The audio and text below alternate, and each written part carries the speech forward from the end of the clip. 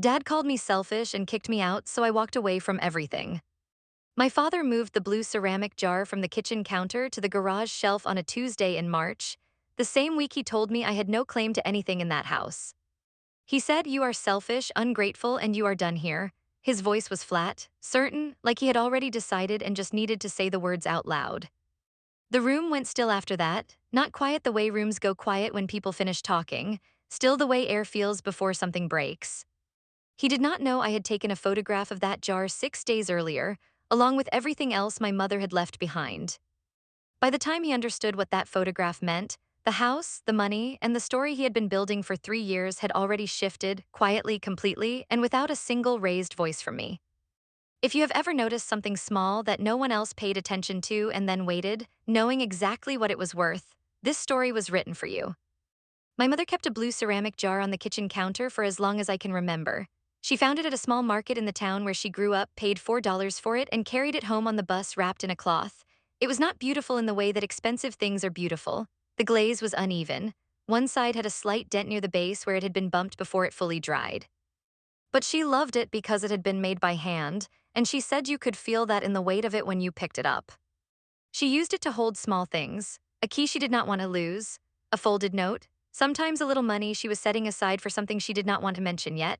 It sat on the left side of the counter near the window that faced the backyard, and the morning light would catch the glaze and make it look almost blue-green for about 20 minutes before the angle changed. When she died, that jar stayed exactly where she had left it. I am her daughter, my name is Nadia. I was 31 years old when she passed, and I had been living in the same house with her and my father Hamid for the past 2 years. I had moved back home after my lease ended and my savings were low, and my mother had been glad to have me there. She was not sick yet when I moved in, she just liked having the house full. She said the rooms felt lighter when I was there, and I believed her because she was not the kind of woman who said things she did not mean. My father was not a cruel man, not in the early years. He was the kind of man who believed very firmly that the world had a correct order to it and that anyone who did not fit that order simply had not tried hard enough. He worked in logistics for most of his career, always early, always organized, always sure. He liked things to be tidy and decided. He did not do well with ambiguity. He did not do well with waiting. My mother was the opposite. She noticed things slowly. She let things breathe. She would sit at the kitchen table with her tea in the morning and just watch the backyard for a few minutes before speaking to anyone. She said the day went better when you let it come to you instead of rushing at it. I am more like her than like him, and I think my father always found that slightly irritating, though he never said so directly. After she died, the house changed in a way that is hard to explain. Not the furniture, not the walls, the temperature of it maybe, the quality of the silence inside it. My mother had been the one who made it feel like a home and not just a building, and without her that difference became very clear very fast. My father grieved in the way some people do by becoming more himself, more certain, more structured, more sure about what was right and what was not. He started making decisions about the house immediately. He reorganized the pantry. He rearranged the living room furniture. He bought a new set of dishes because he said the old ones had chips and he did not like looking at things that were damaged. The blue ceramic jar stayed where it was. I do not think he knew what to do with it, and so he left it alone. My mother had not written a formal will. She had meant to, she had talked about it. But she had been a woman who believed there was always more time and then there was not. What she had left behind was the house, which was in both her name and my father's name, and a small savings account in her own name, and her things, her clothes, her books, her jewelry, and the small objects she had gathered over a lifetime of paying careful attention to beauty in ordinary places. My father never said anything directly about what would happen to any of it. He just began deciding quietly on his own without asking. The first time I noticed something shift, it was small enough that I almost let it pass. About 6 weeks after the funeral, a man came to the house on a Saturday morning. He was maybe 45, well-dressed, with the particular confidence of someone who knows what things are worth. My father introduced him as an old friend from work. They sat at the kitchen table and drank coffee and talked for about an hour. I was in the next room. I could hear the tone of the conversation more than the words, and the tone was the tone of two people making decisions, not two people catching up. When the man left, my father came to find me in the living room and said he had been thinking about clearing out some of my mother's things and maybe repainting a few rooms, and that he wanted me to know so it would not surprise me. He said it the way people say things when they have already decided, and the telling is just a courtesy. I said, of course, whatever you need. He nodded like that was the correct answer and went back to his study. I did not say anything else, but I noted the name I had seen on the man's business card, which he had left on the corner of the kitchen table and which my father had not thought to turn face down. The second thing happened about 3 weeks after that. My mother had a small collection of gold jewelry, nothing extravagant, but pieces she had owned for decades. A thin bracelet from her own mother, a pair of earrings she wore to every important occasion, a small ring she had bought for herself in her 40s because she had wanted something that was just hers. She kept them in a wooden box in the top drawer of her dresser, wrapped individually in small squares of cloth. One evening, I went to the room to find a scarf I had lent her, and I noticed the drawer was slightly open. I looked inside without thinking. The wooden box was still there, but it was not in the same position. It was turned at an angle, and the cloth squares were folded differently than she had always kept them. I did not open the box. I closed the drawer and went back to my own room. That night, I sat on the edge of my bed for a long time and thought about what I was noticing and what it might mean and what I was going to do about it, which was, for now, nothing. But I took a photograph of the dresser drawer with the box in its new position, and I wrote the date in the notes on my phone. The third thing was the one that was hardest to stay quiet about. About 2 months after the funeral, I overheard my father on the phone in his study. The door was not fully closed. He did not know I was in the hallway. He was talking to someone about the house, not about selling it, but about refinancing it, and the name he mentioned on the call was not mine. It was a woman's name I had not heard before. He said it in the specific tone people use when they are speaking about someone they have already decided to include. He did not mention me at all. I stood in the hallway for a moment, very still, and listened to exactly what was being said. Then I walked to the kitchen, put the kettle on, and stood there while it heated, my hands flat on the counter, breathing the way my mother used to breathe before the day began. I did not react, I did not knock on the study door, I did not make him aware that I had heard anything. But I remembered the man from the Saturday morning, and I remembered the wooden box, and I remembered the name I had just heard, and I began to understand that these three things were probably not separate. That night, I found my mother's savings account paperwork in a folder she had kept in her closet. I knew it was there because she had shown me where she kept important documents years ago, in the way that mothers do when they want to make sure someone reliable knows where things are. I read through everything slowly, and then I made a phone call of my own. The day everything came apart was a Thursday. The light in the house that morning was the kind of clear, flat light that comes in early spring when the sky is bright but still cold. I remember the sound of the refrigerator humming. I remember the smell of the coffee my father had already made and left on the counter without offering any to me. He asked me to come to the living room. He had his hands folded, which he only did when he had prepared what he wanted to say. He started by telling me that he had been doing a lot of thinking since my mother's passing. He said he had come to understand that the house was too large for just the two of them, and that he had decided to make some changes. He was not looking at me directly. He was looking at the space just past my shoulder, the way people do when they have rehearsed something and they want to stay on script. He said he had met someone, a woman named Farida. He said she had been a widow for 2 years and that she was kind and steady and that he thought my mother would have understood. He said Farida would be moving in by the end of the month. I said nothing, I let him keep talking. He said that when two people came together at this stage of life, they needed their own space, their own way of doing things, and their own privacy, and that he hoped I could understand that. He was still not looking at me. He said it might be best if I began thinking about my own living situation, that I was young and capable, and that it was time for me to be fully independent. He used the word independent the way people use it when they mean gone. I said, "So you want me to leave?" He said he thought it would be healthier for everyone. I sat with that for a moment. The refrigerator was still humming in the kitchen. A bird hit the window in the backyard, one small dull sound, and then silence. I said, "And what about my mother's things?" He said her things would be handled with respect. He said Farida was a reasonable woman and she would not want to disturb anything meaningful. I said, "And what about the savings account, her account?" He paused. It was a very small pause, but I had been watching him closely for 3 months and I knew what his pauses meant. He said everything had been handled properly and I should not worry about things that were not my concern. And that was the moment, that exact sentence. That was the moment I understood what had happened and what had been happening and what was going to happen if I did not move carefully and quickly. I did not raise my voice, I did not cry, I did not stand up. I looked at him and I said, "I understand." He looked relieved, he nodded once. Then he said the thing that I still hear sometimes, late at night, when the house is very quiet. He said, "You have always been selfish, Nadia, always thinking about what you need, what you want. Your mother spoiled you, but this is my house and you are done here." He said it like it was the end of something. He did not know it was the beginnings.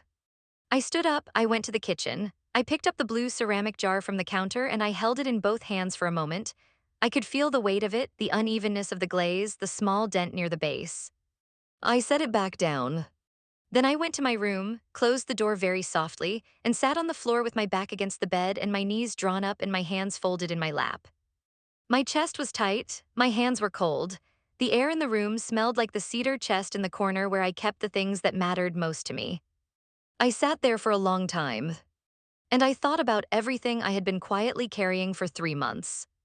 The name on the business card, the wooden box turned at a new angle, the name I had heard on the phone in the hallway, the folder in the closet, the phone call I had made, the appointment I had kept, the documents that were now in a folder of my own in a bag in the back of my car.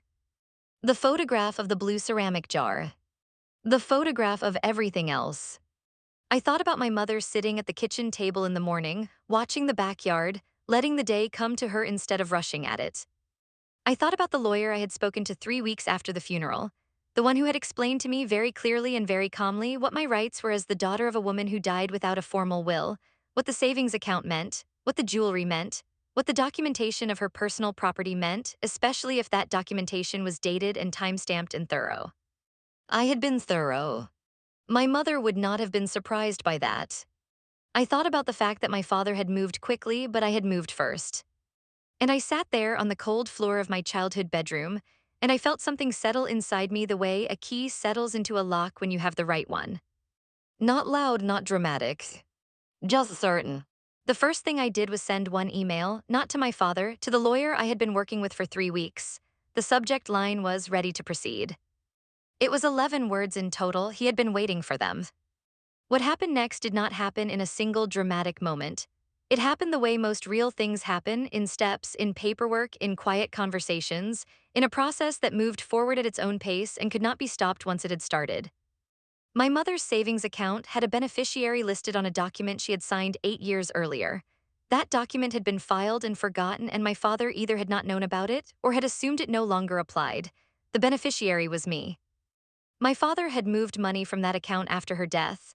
He had transferred a portion of it to a joint account he shared with himself alone. He had not done this secretly exactly, but he had done it quickly, without telling me, and without understanding that a paper trail does not disappear because you do not look at it. The lawyer had looked at it. The man who had come to the house on the Saturday morning was a private estate consultant who my father had hired to assess the value of my mother's personal belongings. I knew this be. Because I had done a search on the name from the business card. The consultant's role was to help determine what items could be sold and what could be given away and what needed to be stored. My father had engaged this consultant without telling me. He had been given a list of items with estimated values. The jewelry was on the list. When I had taken photographs 6 weeks earlier, I had photographed every piece of jewelry in the wooden box. I had also photographed the box itself, the dresser, the room. I had a complete visual record dated and time-stamped on the day I took them, before any of the consultant's work had begun. That record now existed in 2 places, with me and with my lawyer. The third piece was smaller, but in some ways the most important. My mother had a habit that I had grown up watching without ever thinking much about it. She kept a small notebook in the kitchen drawer, the narrow one near the stove. She used it to write down small things that mattered to her, not a diary exactly, more like a record, a date and a note, a gift she had given and to whom, a thing she had lent and to whom, a thing someone had said that she wanted to remember. I found that notebook before my father thought to look.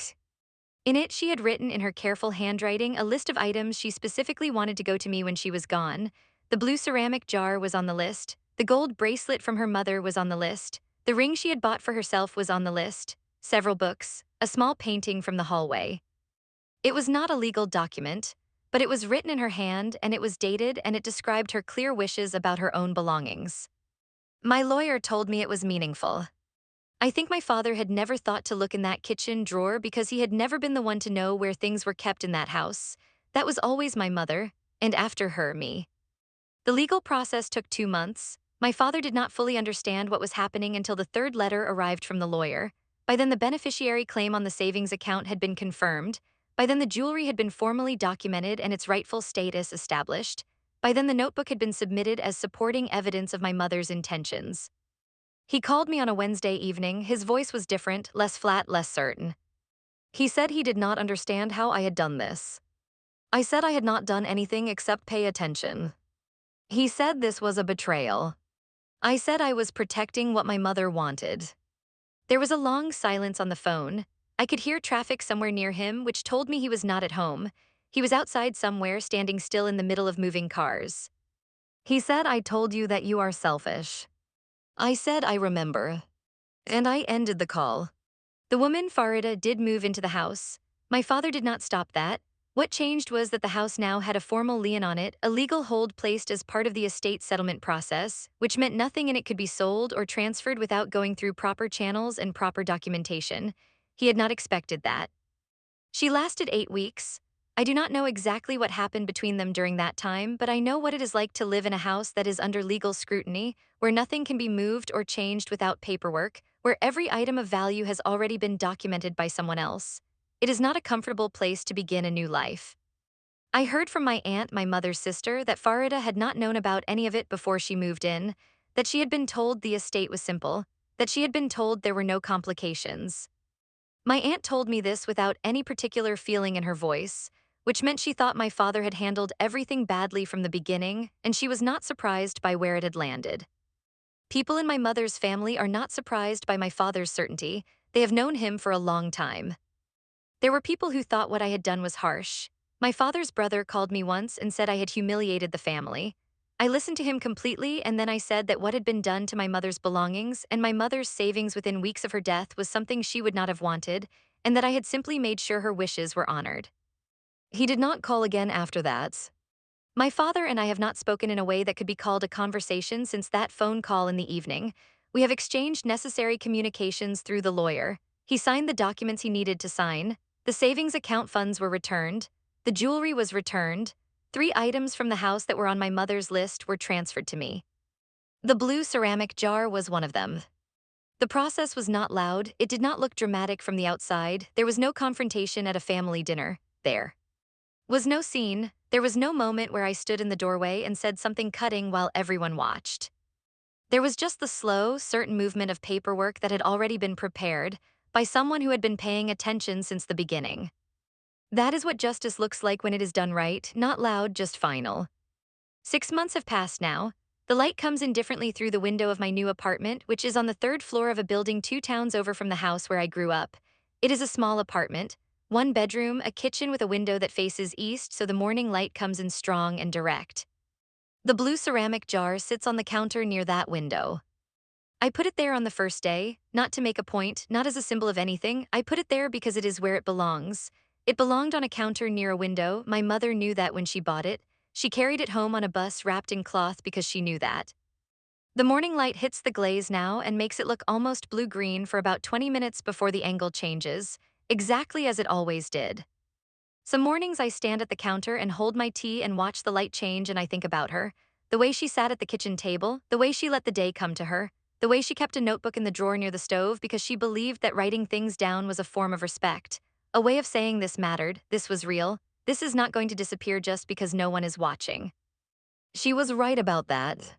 My aunt comes for tea on Sunday mornings sometimes. She does not mention my father unless I do, which I almost never do. She talks about the town where she and my mother grew up. She remembers small things with great accuracy.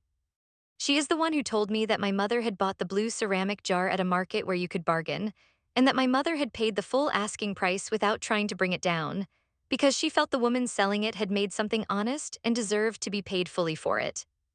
I had not known that detail before. It made me love the jar even more.